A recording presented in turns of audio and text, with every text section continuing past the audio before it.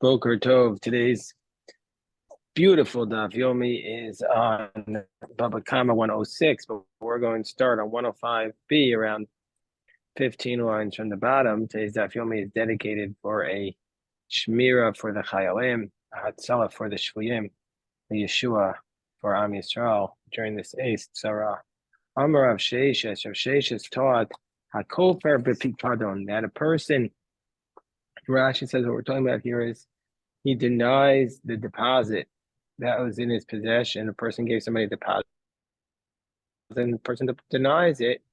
He doesn't do it under an oath, he just denies it. So the moment he denies it, Nasel of Gazlan, he becomes a robber. Excuse me. And because he becomes a robber, Chayev Ba'onsin, we're going to say that he's, at that point that he denies it, he's responsible for all accidents, because it's like he owns it at that point and is responsible for all onsin. Vitana tuna, and we have a brisa to support this position of Rav Sheshes. It says it says in the brisa, someone who denies it, that teaches us the punishment for denying, because it says that proves that from the moment of a chichesh, you're responsible for it, that it's in his domain. Azhar minayin, how do we know a warning? Talmalomar lo techachashu, you're not allowed to deny the pikadon. Ma'alav la'onesh mamon, isn't this referring to tell us that from the moment you deny it, you're going to be responsible monetarily? The Gemara says no. Onesh shvua, no, it's teaching us about the punishment for swearing a false oath. About the punishment for swearing a false oath, for denying something under oath, they have to pay it back. And then you admit it, plus the principal, plus an extra fifth, plus a carbon hasham. That's what it's teaching us. So the Gemara says, it can be, diktani sefer, but from the fact that the next clause of the price it says, v'ishtaba, that he takes an oath. And they call the reisha the lav ishtaba. This doesn't disprove that the first case is where he didn't take an oath, the lav ishtaba. And so the Gemara says, no, the Ketani sefer, v'nishba al sheker. So the Gemara says,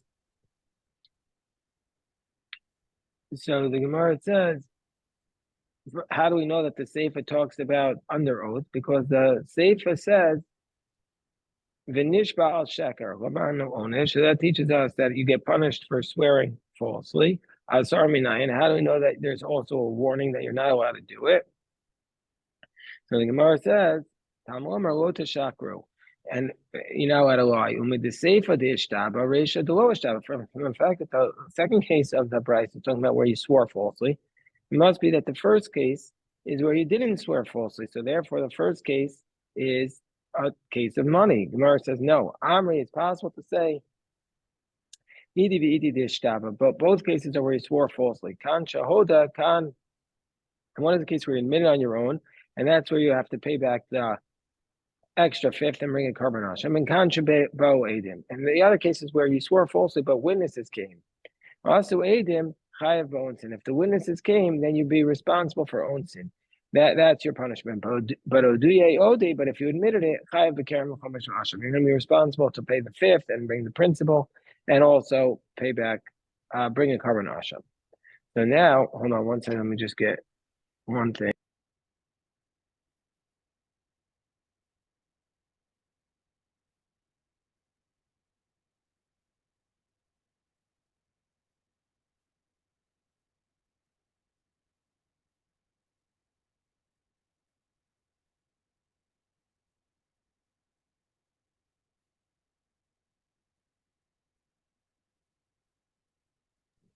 Masiv Rami Bava Kamma, the Shekenegdo Chashid al Ashua. So the Gemara is challenging this idea that one who denies something without an oath, that's by Bikadam, that's how you've acquired it. We challenge this from the bright that Rami Bava Kamma says. It says in the bright, so Shekenegdo Chashid al Ashua, that if a person is suspected about an oath, then that person doesn't take an oath, and the other person just swears and takes the money. Ketzad, how do we have a case where somebody is chashid al shua? Ketzad echad shua sa'idus, whether he swore falsely about testimony he knows, echad shua sa'pikadon, whether he swore falsely about a deposit, Even if it takes an oath in vain. Vim Isa, and if you're going to say that this also the case of just denial even without an oath, then even if he didn't take an oath, but even if he just denied that he had in his possession, that should be sufficient. So Gemara says, no, no, that case where this case referring to where it was in the swamp. So he denied it, but he wasn't stealing it at that point because he didn't have it in his possession. He's not actually denying it. The Savar Ishtamit, he said, I'm just going to hold off the guy until I bring it, until I go with my Sinai and I'll bring it to him.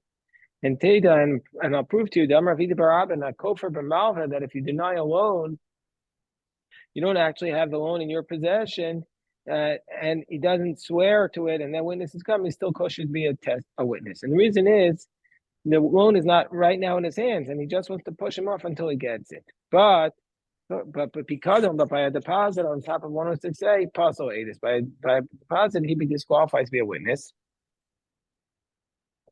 And so therefore, that's the distinction between the two cases. So the Gemara says, but is this really the case for Amar Ilfa? Ilfa says that actually Shvua Kona. So is it really the case that you acquire it once you just deny the deposit even without an oath? But Ilfa says that only once you do the oath have you acquired it. Shvu de Kanya. Only once you've done the oath has the deposit, the person who's guarding the deposit, the guardian, acquired it. But Kfira lo Kanya, but if he just denied it, he hasn't acquired it. So Gemara says, no, Hachanami de Kaime Bagam. That's talking about a case where he doesn't have in his possession, that it's in the swamp. So there, at that point, if he denies it, he doesn't acquire it. But if he had in his possession, even Ilfa would have meant he acquired it. Or he buys Ema, or alternatively, what does Ilfa mean when he says Shavua Kona? Kidrafuna. Now, Amar Ravuna Marav, and this is the controversial position of Rav, which we're going to discuss for the bulk of the daf. Now, what does Ravuna say in the name of Rav? Manoli biyadcha. One guy says to the other person, you have $100 in your hand. Mala Omer elcha biyadi. He says, no, I have nothing. Finishban, he takes an oath. And then the witnesses come. Then we're going to say that if the person takes an oath that he doesn't have the money in his hand, he's potter. There he's exempt once he takes the oath, as it says, that the owner will take it, and the other person will not pay. To teach us this position that once the owner has accepted the other person's oath upon himself, that he says, you take the oath, then we apply this position of the other person doesn't have to pay once he takes the oath. It shows you just how serious it was not only to take an oath, but to ask a person to take an oath. You have to be aware that once you take an oath, all of a sudden the court has given its final ruling and there's nothing left to discuss. Even if witnesses come, he won't pay money. And that's the position of Rav. The Gemara is going to discuss. We don't pass on that position. That's the position of Rav. And that's something we're going to discuss now for the rest of the daf. So the Gemara says, "Guf Amar Avuna Marav Manoi Biyadcha V'Hala Amar Ein Biyad Ein Cha Biyadikum V'Nishbal Boe Dim Potter is going to be exempt, as it says, V'Lakach Ba'ala V'Lo Yishalem Kimin Shekibu Ba'ala Mishfua Shuv Ein Mishalem Mamon." So this is the idea. Once the owner is accept that the other person takes an oath, then the person who's watching the deposit doesn't have to pay, even if witnesses come. So Amarava, Mistabra, he said, I would have thought it's logical to say Milsa the Rav, that Rav only says this position, B'milva, by a loan. Why? The owed son, that a loan is meant to be spent. And so therefore, I would have thought that Rav is only saying his position by a loan, because the loan is meant to be spent. By Pikadon, but a deposit, and so therefore it says, V'lo Yishalem, he won't pay. But by a deposit, but the deposit, it's in his domain. He still has it. And so therefore, it's not a question of V'lo Yishalem, because it's the other person's property. So you just have to return it. So I would have thought that. But I'm not going to say that, because Amar Rav says his halacha says, Rav afilu b'pikadon. Rav says his halacha even by a deposit. Because when is it written? When is the verse written? Because this pasuk was written by a deposit, and so therefore he says it's halacha even by a deposit and not just by a loan.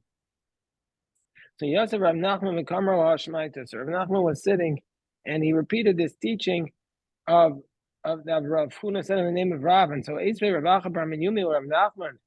So he challenges him from a brisa. The brisa says, Heicham Piktoni. The person says, "Where's my deposit?" Amalei Avad. He said, "I lost it." Mashbiachani. He says, "Well, we'll make you take an oath." Ramar Amein, and he takes an oath. And then the witnesses come and they say, Sha'achu, he ate it. Mishalim as a Karen. He has to pay. So this is directly against Rav. And then they have another part of the price. Ahodameyatzmo, he admits it on his own. Mishalim Karen Machomish Vasham. He pays the principal, the 1/5, and he brings the carbon asham. So we see anyway from the first clause that if he witnesses come, he has to pay. So I'm like, Rav Nachman says this case he's talking about a case. When do we say that if they swear it's the final thing, even if witnesses come? That's if it's in the court. But if it's outside the court, we don't say it. Then the oath isn't as powerful. It says Rav Nachman where the oath was taken outside the court. Mar says, but what about the next clause then? He says, where's my deposit? Amalo Nignav. Says it was stolen. He says, I swear. Amar Amen. When the witnesses testify, stole it. He pays double. If he admits it on his own, in that place, if you're going to say it took place outside of court, Mika Kefil, why is he paying double? Kefil is only the double penalty is only if he denied it in court. So that was the question they raised against Rav Nachman. So Rav Nachman said, I could have said to you that the first case was taking place chutz bezdin, and that's why he's responsible to pay. Miseifa bezdin. And the second case happened in court, and that's why he pays the double. But I don't want to give you that forced reading. I don't want to give you the forced reading that one was inside court and one was outside the court. Both oaths are taking place inside the court. And if that's the case, why in the first case do we say? So if that's the case, if both cases are taking place inside the court. And so if that's the case, why in the first case do we say that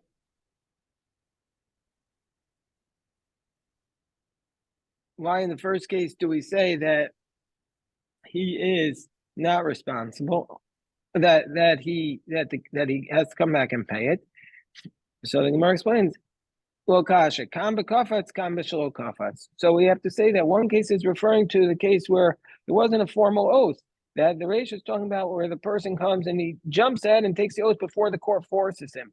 And so therefore, he hasn't really acquired the deposit. Whereas Rav is talking about a case where does Rav say you've acquired it? Where a case is b'shelo kafatz, where you haven't actually acquired it, meaning to say that you didn't jump ahead and take the oath, but rather you waited for the court to force you. And then if you, under such circumstances, your oath actually does acquire it. So Rav Nachman is giving this forced answer. So Rami Bar Kamma Rav Nachman Milchti de Rav Usvirlach. You don't even agree with Rav's position. If that's the case, Mashkuni Navshech Rav. Why are you like killing yourself or pushing yourself so hard to explain Rav if you don't even agree with him? So Rav Nachman said, Amalei Pirusha de Rav. So he says to explain Rav,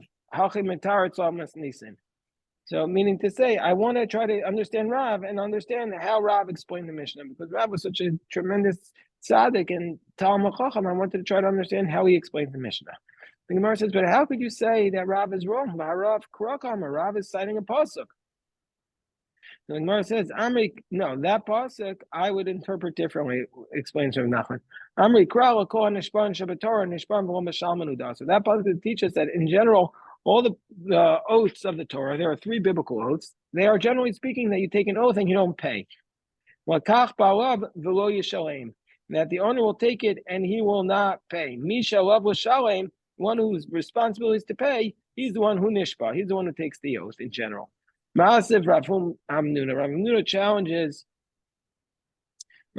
challenges this position of Rav. So Rav Hamnuna says, that we learned in the Mishnah in Shavuos that if a person who's a watchman denies something and he claims he doesn't have it, and the depositor makes him take an oath 5 different times, Bein b'fnei bezdin, bein shelo b'fnei bezdin, whether he makes him take the oath in front of the court or not in front of the court.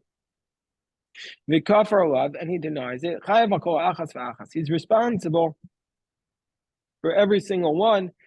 He's going to be responsible for every single, and then he admits it. He's going to be responsible to pay the fifth and the carbonashim for each and every single one. What's the reason? And the reason why he's responsible for each and every one, even though he already rejected it once and was exempt, and so therefore, if according to you, we would have acquired it at that point, according to Rav, and the reason is because he could still go back and admit it after each one. So we see from here that even after he swore falsely, he hasn't acquired it because he could go back and admit it. And here he's in the court, so you can't say he jumped ahead and took the oath without permission, because we're talking about a court. We're talking about a case. It's because it says it says the court made him take the oath, and also you can't say it happened outside of court because b'fnei bezdin ka'amris, because it says it's taking place b'fnei bezdin katani. It says it's taking place in the court. So how would you explain this? So most of Lavum and Farkla. So Rav Amnuna asked the question, and he answered it. He says, let's start in Katani. That the Mishnah is talking about two different cases. It says that if he made him take the oath outside the court, he can go back and admit it. Or if he was in the court, he jumped ahead without the court forcing him to swear. Another question on Rav, Matzav Rava. Let's say somebody claims Balabayas, so we're talking about a case where there's a shomer, and he claims that the thing he was watching was stolen. He claims it was stolen.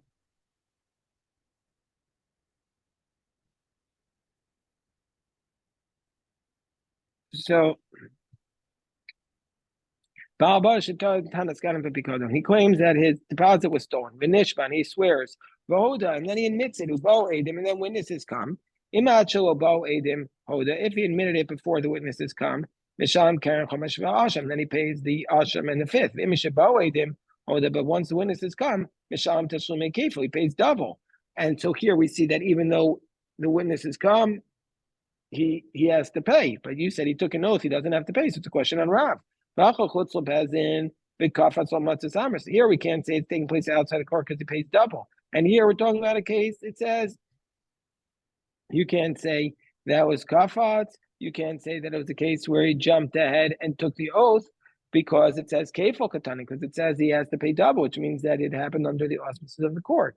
So therefore, we have to limit what Rav is teaching. Elama Rava kol hoda, whoever admits to it, lo shna toin tanas aved, lo shna toin tanas ganav, lo amarav. Rav would never say, in a case where you admit it after you take the oath, Rav would not say this halacha. The aksiv is vada. The ba'ishlume kerem. In the case where you admit it, Rav would say, of course, you have to pay it. And so too, towing tanas ganav ubo edim. Also, in a case, Rav explains that in a case where you claimed it was stolen, and then the witnesses come, nami Rav. Rav also would not say it's halacha. Why? The aksiv tashlume kefal, because in that case where you admit it, where you claim it was stolen, and then witnesses come, then Rav wouldn't say his case because the Torah says you pay double. So Rav would not say his case under those circumstances. So where does Rav say his case according to Rava? Ki ka'amar could go into towing tanas avid. That Rav's case is only limited to a case where you claim it was stolen. V'nishba, and then you take an oath that it was stolen. V'lo hoda, and you didn't admit it ubo edim. So in that discrete case where you take the oath, you say it was lost, then the witnesses come, then the case is over. That's where it says it. So also Rav Gamda, Amar Lashmaita Kamed Rav Ashi. So Rav Gamda said this in front of Rav Ashi. Amar Lei Hashto Ma Rav Hamnuna. So Rav Ashi is at the end of the Gemara. So Rav Ashi says, just like Rav Huna, Talmidi de Rav, the Yada Dama Rav Hoda, the Kamosef Hoda, and he knew that Rav said his case, even in a case where he admitted it, and he challenged him from a case where he admitted it. Va'at Omeres Hodel Rav, and you want to say that Rav didn't say his case in the case where he admitted it. Amalei Rav Acha Saba Rav Ashi. So Amalei Rav Acha Saba Rav Ashi. Rav Hamnuna Hachikakashile. The reason why Rav why Rav Hamnuna was bothered by was bothered by Rav's position from the mission that deals with the case of Hoda is not because he argues with Rava, and he says that even if he admits it on his own, Rav would say that he's acquired it. But this is what was the problem. Hachika kasha. This is what was bothering him. He's on the top of 106b. Nishba. If you want to say that in the case of where he swears falsely, kiyasu edim mechayev, that the witnesses come, we're going to say he's chayev. Amtu ahachim mechayev like karba ashvua basra. I say, and for that reason, even though he swore once, we're going to make him bring a carbon and a shvua. Hol v'yachol v'achzor v'hodos. If you want to say that he swears falsely and then the witnesses come, he's going to be chayev because he can take an oath. But if you say once the witnesses come, he's going to be exempt. If that's the case, so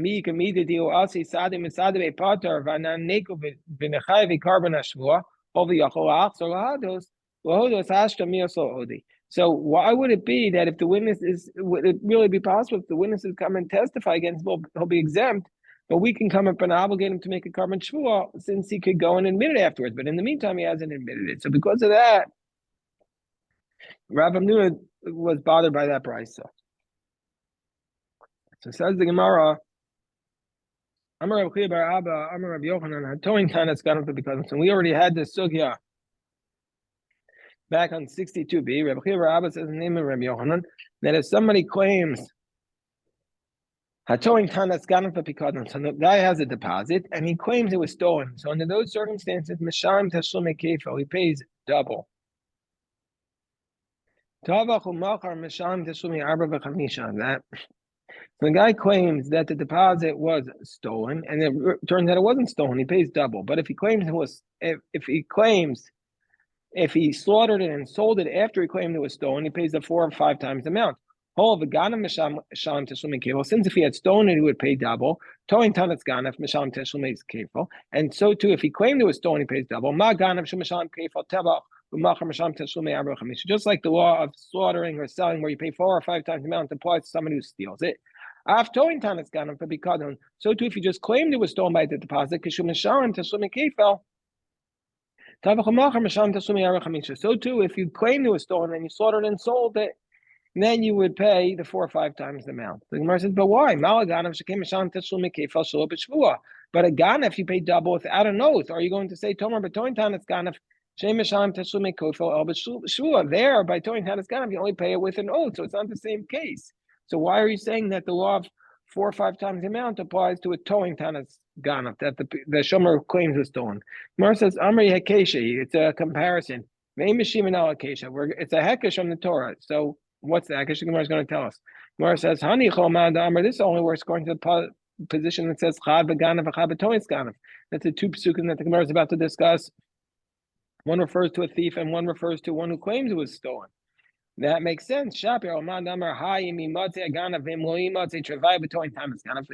to the position that says that both psukim refer to a tohin tanis ganaf, if that's the case, Michael Mimer, what's our source? Mar says, Amri ganav aganav. No, we're going to compare tohin tanis ganaf to a ganaf from the fact that the pasuk says haganav. So Esau Rabbi Yochanan. So Rabbi Abba challenges this teaching of Rabbi Yochanan that if you're just towing Tanas Ganef, you also pay the 4 or 5 times the amount. We have the price. It says, Heichon Shori. It says, the guy says, where's my ox? He says, Nignav. It was stolen. He's towing Tanas Ganef. He says, Mashbiachani. He says, I make you take an oath. Amar Amen. He says, okay.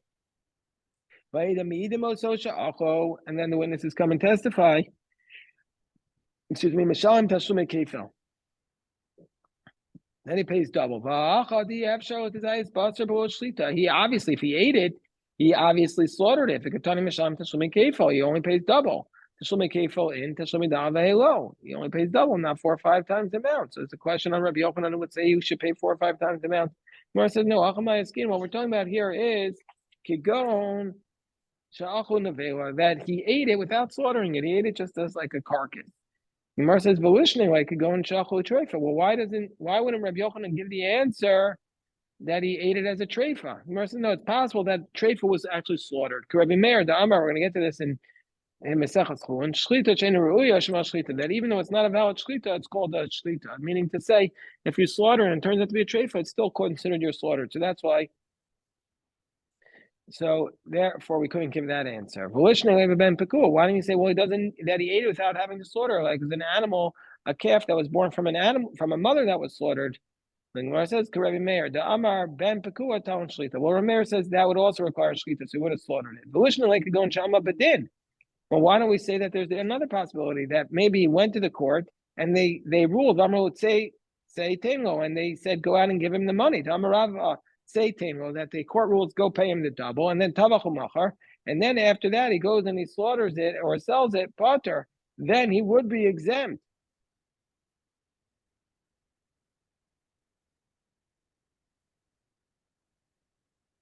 That's what the position of Rav was, which we saw earlier. So the Gemara says, that if once the court rules, you have to give him the double, and then he goes on slaughter, that he's exempt from the 4 or 5 times the amount. My time, even the psikula milsa, once the matter was ruled, and then tavach machar, and then he slaughters or sells it. Have a gazan, he's no longer a thief; he's a robber. If a gazan lo mashalim tashlumer chamisha, and the robber doesn't pay the 4 or 5 times the amount, just a thief. Because chayev, but if the court rules chayev, when the court rules you're obligated to give him the tabach machar, and then it slaughters and sells it, chayev, then he would be obligated. Why? My time a kolkamed will psikole milsa kati ganav. As long as the court is not fully established, he's still considered a thief. Gemara says to tameich lishnei. Well, according to your logic, you could have given another explanation where he would have been exempt. B'shutaf shetabach. Let's say he slaughtered it because he had a partner. Shalom das chaver, the partner slaughter without his friend's knowledge. Ela chada mitrei u'tosanach. The Gemara gave a couple of answers. It gave one answer, but could give 2 or 3 answers, and so that's the explanation. All right, so we'll stop the daf here. We'll stop the recording here. We'll say to Rabbi Yosef.